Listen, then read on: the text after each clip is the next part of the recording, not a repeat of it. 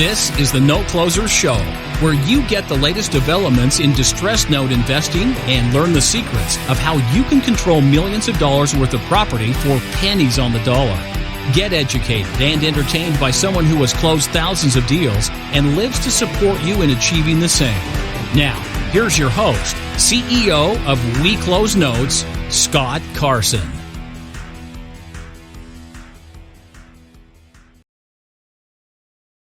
Good morning, good afternoon, good evening, everybody. Welcome to this episode of the Note Closer Show. As always, Scott Carson, excited to be here today.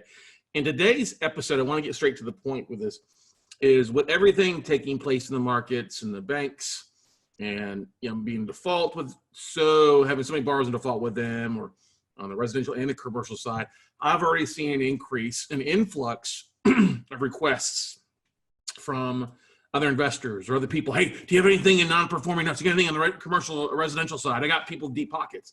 I mean, I got an email and a text today from Realtor I haven't talked to in 3 years, actually 4 years now. Hey, man, if you got anything great in California, I want to buy it. And I have to kind of chuckle a little bit because I'm like, no. God bless them. But if I'm going to do all the work to put the relationships in place, and it's going to come in something in a hot market like California that makes sense, I'm not going to just give it to somebody so that they can go make money on it. It doesn't work that way. No offense. Anybody listening out there? Sorry. If we're going to put the hard work in, we're going to be making the phone calls, we're going to be reviewing the tapes, identifying the deals. I don't need to feed the deal to somebody. There are plenty of buyers out there. And I think one of the things that you should be listening to if you're a real estate investor in distressed assets or something that you're looking at, whether you're in, God's waiting room in Florida, whether you're in Miami or all the way across the country in San Francisco and everywhere in between, is there is going to be a lot of deals. You just got to put the work in to make things happen. And I'm really excited here. Very shortly, in a few hours here, we will be going on a 4-hour Dialing for Dollars Blitz. Now, what does that mean?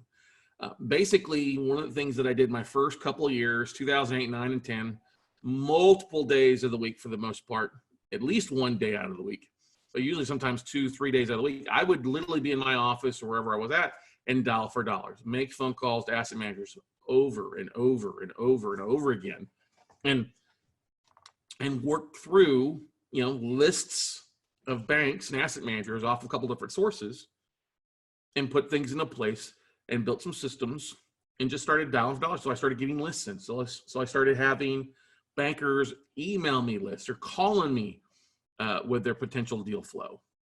I mean, let's face it, back in 2010, America was underwater. 15 million homeowners owed more on their mortgage than what was worth. We had a default rate over 8%. And over the last 10 years, that number's gone down to 2.5%, 2%. Well, we know it's going to rebound here, bounce back like flubber.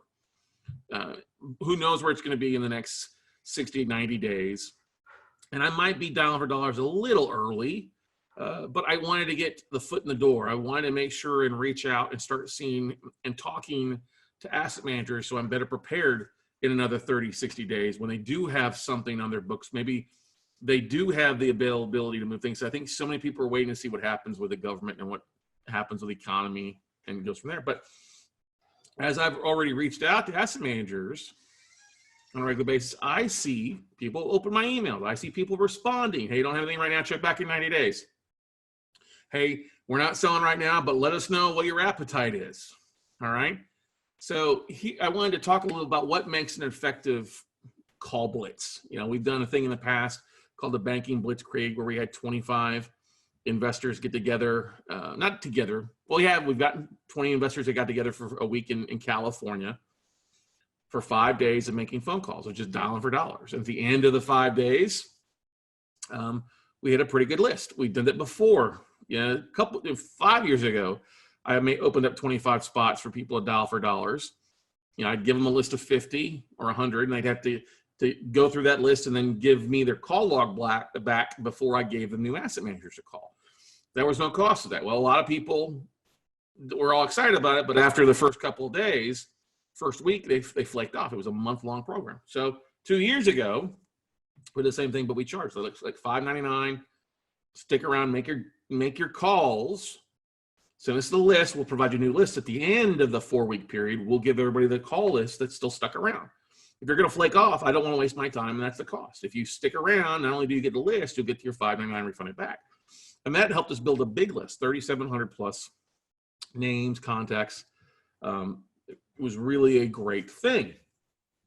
Well, and I was included in that list. I made phone calls. I reached out. I put the list together, took the notes, and it was a win-win. It helped us find some deals and assets. Well, this time around, I'm not initially going to rely on people. I'm going to set out and spend 4 hours on an afternoon on a Wednesday and dial for dollars. Start calling asset managers.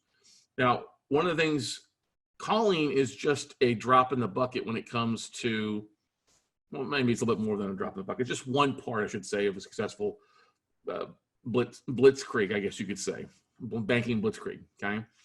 If you've got a list of emails, you've got a list of asset managers, the first thing that you can do that is really helpful is send an email blast out. And I've already sent an email blast out. Went out this morning, 11 a.m. my time. We're going to send an email out, send it in the morning or in the afternoon. I'm going to follow up tomorrow and send a reply email to go back out to those that hadn't opened the email again. Right now, I think I'm sitting at like a 7-8% open rate 7 hours after it went out, which is, hey, that's pretty decent. I think it went out to 3,000, 4,000 asset managers. Couple hundred had opened. Now, those couple hundred have opened. I'm going to export that list, and that's going to be my call list. Okay. Now, for 4 hours, I should be able to get somewhere around 100, 50 to 100 phone calls, and depending on the conversations, the voicemails, how many times I get transferred over. If I can get 100 phone calls in 4 hours, it's effective. Now, if I get 50 phone calls in and I have several tapes or lists or people have reached out to me back and forth, hey, that's worth it as well. So the thing we all need to keep in mind too, more so than anything else, is that's just the first step. If you're just reaching out to banks for the first time or asset managers the first time, realize 80% of sales comes after the 5th contact. 80% of sales comes after the 5th contact. So first initial email is first contact. Now for me, many of these asset managers have gotten an email from me a month ago, and a month before that, they got a list. A month before that, they got a list. So I'm kind of a little bit further down the food chain, or I should say further up the ladder, closer to the deal flow. So down the food chain, I'm closer up the food chain. So we'll dial for dollars.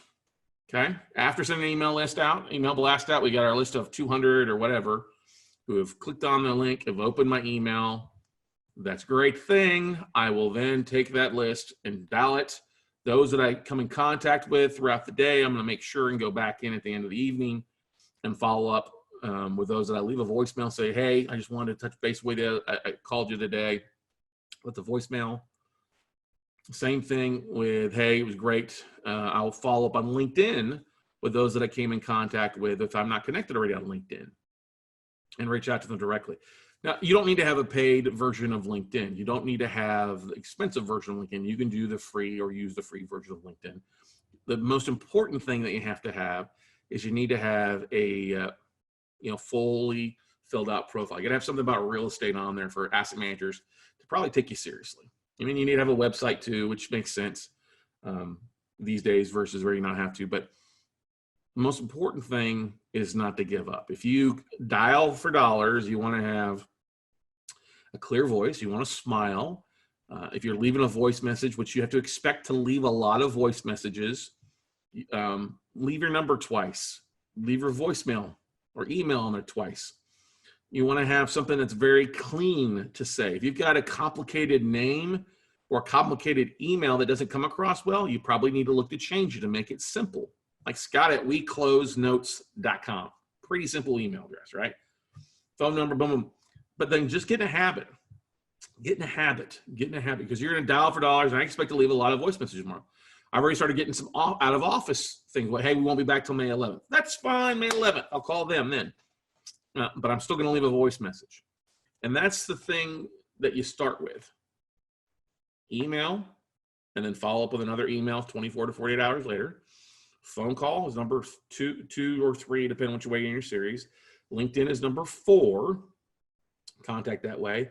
5 is that other email. Maybe it's a follow-up email a week later, or follow-up 48 hours later. Of course, am I having some people that are unsubscribing? Yes. Am I having some emails bounce as people left companies? Yes, that happens. The idea here, though, is to keep connecting, keep adding to your database. I'm going to spend some time on LinkedIn and some of the asset manager lists tonight and tomorrow, going, hey, if anybody's got anywhere buyer of non-performing notes, love to visit with you, contact me directly. Another thing that we've set up too is set up a simple email or a calendar link, talkwithscottcarson.com, so people can schedule 30 minutes with me in the voicemail. So that's the thing. Now, also too, besides just dialing leaving voice messages, you got to know what you're looking for. And this is why, if you don't have time during the day or you're still working another full-time job, you may not want to jump on the dollar for dollar aspect of things. You may want to just send emails and reach out on LinkedIn to asset managers because of the fact you want to be able to control those conversations. All right. You want to be able to control what you say. And if they throw something at you, you're like, what the heck does that mean? Be able to fall back up and communicate as you get questions answered about what the heck did they just say? Like one of the forums that really threw me off, or one of the words that threw me off, was when I was talking with Citibank, or was it Wells Fargo back in the day? And they said, have you filled out your QIB form? I'm like, QIB form? Yeah, your QIB form. I'm like, yeah, sure. And I had to go over and Google, what was QIB form? Stands for Qualified Institutional Buyer. I was like, oh, duh, that makes sense. No, I hadn't filled it out yet, but I'll get filled out. But I also learned that's a great term to throw back if somebody comes to me and say, hey, I've got institutional buyers. Buyers want to buy all this money. Hey, great. Have they filled out their QIB forms? What's that? Well, you don't know it, then you're probably a joker broker. Those are the things that as we start getting into it here, as I mentioned beforehand, if you're saying you're a note investor, you're already you've bought some notes and you've got a database out there, or you're marketing on LinkedIn or writing things, don't be surprised you start seeing people reach out to you. Hey, send us your list. Send us the good stuff. No, I'm not going to send you the good stuff. But this is a way to kind of filter back and put them back in their place. All right. Now, the thing you're going to see too is a lot of people coming to, hey, I got 20 million. No, you don't have 20 million. Please do not fall into that path of chasing the whale. All right. Most of the trades that are taking place are $1 million or less, especially about $500,000, 250. It all depends on what you end up buying. You may be buying a lot of one-offs from banks. That's totally fine. Most banks aren't going to care, except the bigger banks that you can fund 50 million. We're not going to be calling those banks. We're going to be focused on calling not only bank contacts from a variety of things. Texas Savings and Mortgage Lending Department. We're going to be calling servicing departments as well too. We're also going to be calling some banks off the Bauer financial list, which we don't have an email to those individuals, but we do have phone numbers direct to usually the person in charge of the bank.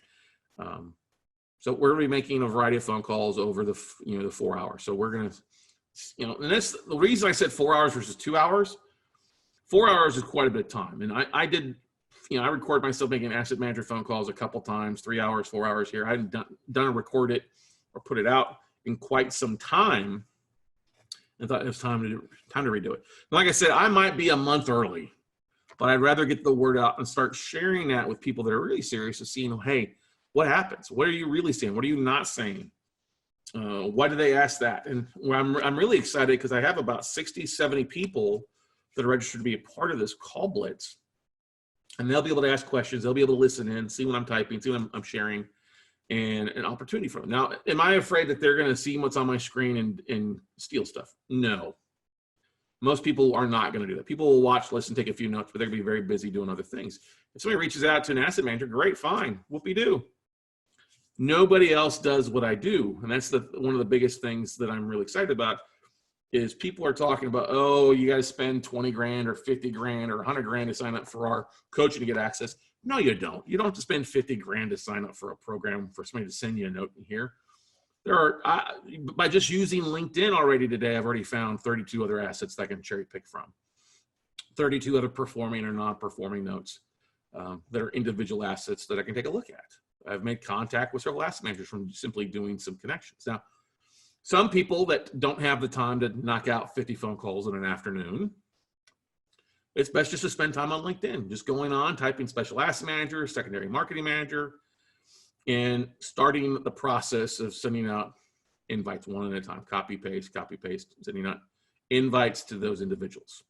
Totally fine. What do you say with that though? Well, this is where if you're limited to 130 or 160 characters on LinkedIn, you want to probably keep it short and sweet and probably have a link to something a little bit longer, a link to maybe a short video that you've recorded, a short video, talk about what you really are looking for, okay? And it doesn't have to be a long video. We're not talking Emmy worthy, although we are pretty damn good at what we do. But recording a short 1 minute, 2 minute video, upload it to YouTube or Vimeo, maybe get it private. So only those that have the link can be able to can click on it. That allows you to track and say, okay, how is that video performing? How is that video doing when I share it? Whether I send an email out to asset managers or if I send it out in a LinkedIn contact request or I post it in different groups. Video will set you apart, and it's not going to be a hard thing to do to get people to respond to you.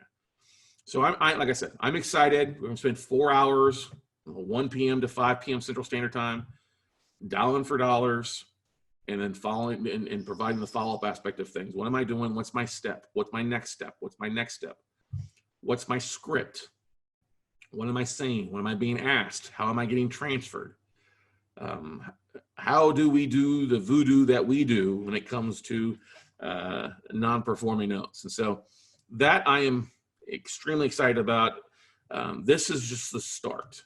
We're doing this the first part of May. This type of activities are the ones that make the most amount of money in the long run, because you're going to make connections. You're going to reach out to people that probably aren't getting a lot of phone calls. They're not getting a lot of lists. They're probably not getting a lot of requests for this stuff. And they're kind of like, what do I do with this? What do I do this? How do I sell this? How do I move this? Don't get me wrong. Many banks went through that 10 years ago. That may not be the same case here, now. Many of them are like, okay, but we still get a couple of questions. Not sure how to sell a non-performing note. Let's talk about this. Great. Let's talk. And let's build a relationship. One of the things that I was able to land years ago, I actually flew out and spent some time at a couple of banks and helped them advise them how to set up and sell some stuff. I put some things together and move some of the non-performing notes off their portfolio a few years ago. And it's a pretty good payday. See what happens going forward here. But that's the first part. And some of you may be thinking there, well, Scott, that's great, but I only have a limited amount of private capital to work with. I had a conversation with an investor today who's been to some other events and trainings and been dismayed because it was a pitch fest and wasn't really a lot of content. And maybe he's got limited funds to do some things. But I said, well, listen here.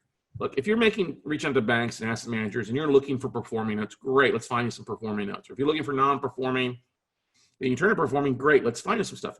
But don't let your limited amount of capital dissuade you from marketing for more deals.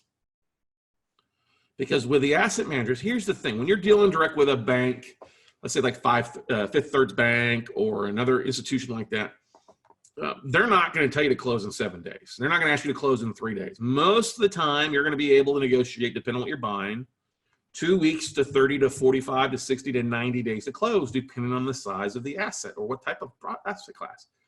It may take 2 weeks for you just to allow them to meet at loan committee. It's part of the reason we're planting the seeds now, is we want to be in ahead of everybody else when everybody starts, oh, I want stuff, 30, 60, 90 days from now. Nah, I want to be ahead of time and say, here's what we're doing. I want to be the go-to source when they need a bid. All right. I want to plant the seeds and see what they've got going on. And that's the important thing of, while dialing for dollars is still one of the best things, it's also one of the best things of making connections, because a lot of people are already social distancing when they come to marketing. I don't want to talk to anybody.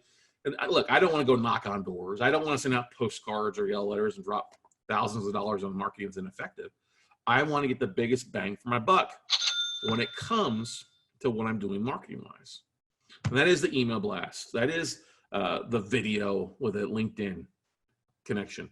That is just reaching out to some of these asset management groups. That is, pulling a list, paying for a list. That is jumping on Lane Guide and downloading a list. That is, pulling a Texas Savings and Mortgage Lending Department list and dialing for dollars from there. Okay. There's a lot of things that you can do. There's a lot of low-hanging fruit out there for people to invest in a little bit of time. And there's more than enough asset managers out there for us all to go around. I mean, there's thousands and thousands of banks, lending institutions out there. It would take me years if I made 50 phone calls. If I made 50 phone calls once a day, 5 days a week, 250. At the end of the month, I would have talked to 1,000 phone calls with zero follow-up. Okay?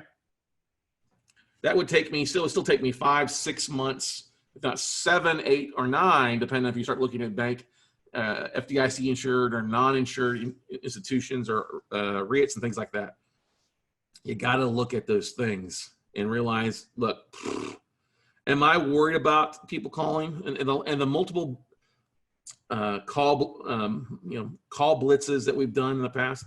There's only been, I would say, maybe 20 total times that we had people say, oh, they said they got a phone call from somebody else. Dialing for dial. Oh, they got a phone call from somebody else. They got an email from somebody else. Okay, great. Most people won't take action. They like the idea, but they won't take the necessary action to make things happen. So that's why, partially, I'm going to put it out there. Yeah, I'm going to call banks for 4 hours this Wednesday. I'm going to literally dial for dollars. I'm going to let people be a fly on the wall. They can hear what I'm saying. They can hear what the bank is saying. They can ask Q&A while I'm on hold, and they can see what's going on. Because banks will sell assets to you. They will move notes, non-performing, performing notes. No, you don't have to have a $5 million fund to make this happen. You don't. And if anybody tells you that they're just, it's a sales tactic to try to get you to sign up for their $50,000 program or $30,000 program, which is just a freaking, if you're going to pay $50,000 for a program, you better include a note or two in there that comes along with that. If you don't, what the heck are you buying? A bunch of hot air. Okay. A bunch of hot air when it comes to that. So that's what I'm saying, guys and gals out there. If you got some time, great. The beautiful thing is, I don't know what to expect. It may be a great day of phone calls, maybe leaving a lot of voice messages, and maybe people tell me F off. I've had that happen before. Don't bother us. I mean, don't call us. Quit email me. I had an asset manager one time email me to complain about the email or called me to complain about the email that I sent her. She said, well, maybe your marketing should do a little bit. You better do work. I said, well, it worked. You called me. Okay. One person out of 5,000 emails, and I got one bad phone call. Fine. Don't get me wrong. Most people, when they send their first round of email blasts out or the first list out, and they get 1, 2, or 3 nasty emails back, take me off their list, whatever, that will dissuade them from doing anything. They're like, oh, I can't do this anymore. One person doesn't like my email. And I have to laugh about that. Because if you let one person who you're never going to meet in person dissuade somebody that you can easily hit the unsubscribe button on, really? That's as little motivation it takes you to accomplish your dreams. That's as little negative energy coming at you that you fall over. Okay? Come on, everybody. This is not going to be difficult. Most people are worried about making bank. Oh my God, why I know everything before I start dial for dollars. And you know what? I'm probably going to purposely screw up a couple times just to show people like, I screwed up. Don't know, I lost my train of thought. Who am I calling? What do they say? And going back and forth. But the thing to keep in mind is, look, I'm just a normal guy. And the person on the other side of the phone line, that asset manager, the business development person, servicing company, the bank president, whoever I might talk to, got up this morning. They put their pants or their skirt on or their underwear, whether it's briefs, boxers, thong, or granny panties, on one leg at a time this morning. They had to go to the bathroom and stunk it up a little bit. They brushed their teeth. They're worried about the market as it is. You may be laughing right now as I talk about that, but that's the thing you got to think about. Everybody's doing the same things that you're dealing with on a regular basis. Everybody is going through issues. Hey, let's just have a conversation. Let's just have a phone call. Let's just talk and see how I can be an asset to you, and maybe we create a win-win scenario. A win for us because we're getting deals. A win for you guys as the banks because you're getting off your books. It's also a win for the borrower. Because now, since I'm buying the note and you're getting a bit of discount, I might be able to negotiate something to keep them in their house. I might be able to negotiate something to give them a fresh start. I might be able to save their neighborhood because the fact is now that they don't have to go to the foreclosure, that the main big bank isn't trying to breathe down their neck. I can keep them in their house. I can help save their neighbors value by keeping an extra 10 or 15 grand value on it versus if we had to foreclose or the bank foreclosed and now the market value starts to drop. It's a whole house of cards. It's a string of dominoes out there. You just got to know how to interact in there. And look, are we looking to get a $50 million portfolio? No, we're not. Let it happen? Yeah, you never know.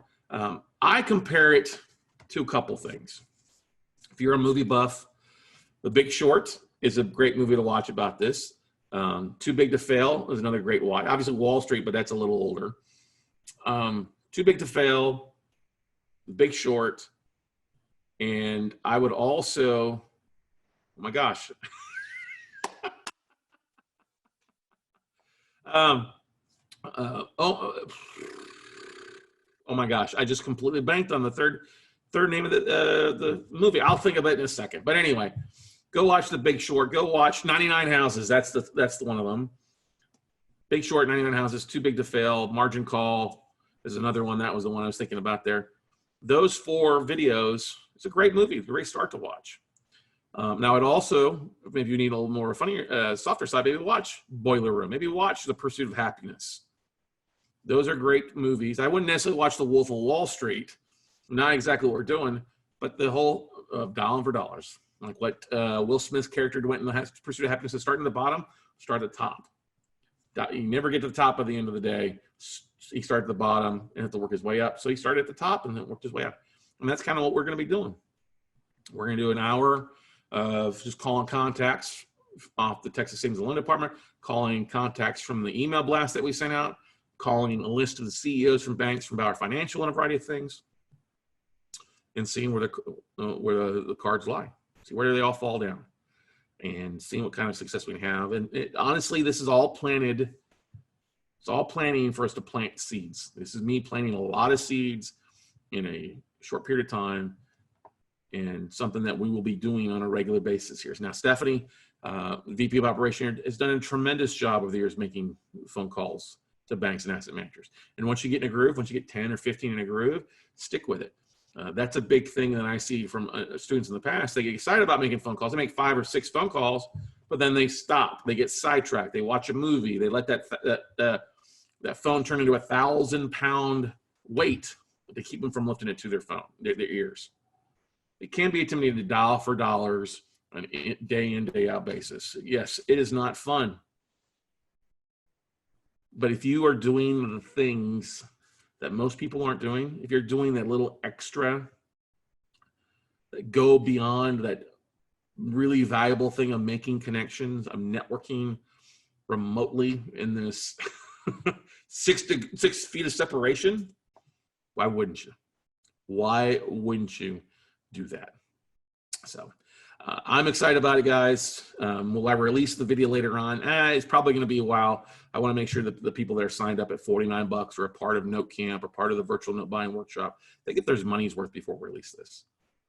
We'll release it at a later date, but for those that are going to be a fly on the wall that have paid to have the access to this, it's going to be well worth it. I saw somebody else selling an hour of time for a webinar on the PPP for $49. I just kind of chuckled about that. An hour for $49 for listening to some PPP that's being spouted all over. Let's add some value. Let's do something that most people aren't going to do. Let's take it to the whole nother level and show that, hey, if you do the extra 5%, the extra little thing, because when you think about it, what's 4 hours in a week? It comes down to less than an hour a day. 4 hours times 60 is 240 minutes. That's not much. All right. It's not much at all. Now, if this thing goes to 5 hours or 6 hours, I'm going to be excited about it. Well, heck yeah. That means things are good, rock and roll. If it doesn't, and we end at 4 o'clock, it's still going to be valuable. Why? Because now I have a list of 50 to 100 banks that I have called. I know where they're at. I can keep them on my list, or I can take them off, or I can just follow up with them. And that's the key in the follow-up, is tracking it. A very simple tracking form. I mean, you can use Infusionsoft. You can use MailChimp. You need to have something that goes out obviously via email. But the tracking, the call log is one of the most important things. So I'll just be using basic spreadsheet. Excel, you can use Google Sheets to track it. And those that I leave messages on, I'll make sure and drag their information over to a future date. This is one of the things that I used to do. I used to create a 22-page spreadsheet. I'm sorry, 22 tabs. And it would have, well, no, it was less than that. it was roughly 16 pages because I would have Monday through Thursday, Monday, Tuesday, Wednesday, Thursday, the next Monday, I have a date at the bottom. And that way I would literally take my email blast, send it out to answer my emails from the previous week before, put them in starting off in there, my first 50 to 100. And those were I would dial. Those were who I call. Boom, boom, boom, boom. Knock those out. Those that I had conversation with or emails, I would literally tag them. That way I could send a follow-up email that night. If I left a voice message throughout the day on a Tuesday, the ones I left the voice message, I would just filter and put them over on the next 48 hours to follow back with them as well. Or if I talk to somebody and say, hey, I don't have anything this week, call me next week. Okay, what day next week? I'll give you a phone call. And then I would go in and send up a calendar invite to them, say, listen, hey, we've got a phone call, 10-minute phone call, 15-minute phone call, nothing long, just to touch base, see if you got anything available, and set the appointment. So it went in their calendar, it went, and it was on their schedule. Everything I just talked about is basically free, except your MailChimp or your Infusionsoft. You need to have something together there and probably need to pay for your email systems so they actually use it. But that's the thing. Tracking, copy, tracking, copy, tracking, copy, tracking. And if you can get through 50 phone calls in a day, great. But, if you can get through out of that 50, if you can talk to 25, you actually talk to 25, great. You put them in your follow-up whenever. If you didn't talk to them, if you left voicemail to 25, those same 25 were the ones that we would call the next day or 2 days later. And just hit that 80% of sales are made on the fifth contact. 80% of sales are made on the fifth contact. And track that stuff. Not hard to do with spreadsheets, Google Sheets. The thing is, everybody out there is clamoring to do things. You think how many investors are out there? I mean, there's hundreds of thousands of fix and flippers or wholesalers and landlords. There's not many note investors, but the note investors are up at the top. They're at that summit. They're at that peak of Everest because they're close to God. They're up there close to that aspect of it. Just got to know what to do and how to follow up and how to get up the mountain and how to get back down it as well too. So really looking forward to this Calling Banks episode. I'll give you guys an update on where we go with specific numbers, specific details on what we were successful with, what we weren't successful with. And I'm really forward to sharing the results in a later episode here. So go out, make something happen, everybody. And we look forward to seeing you all at the top.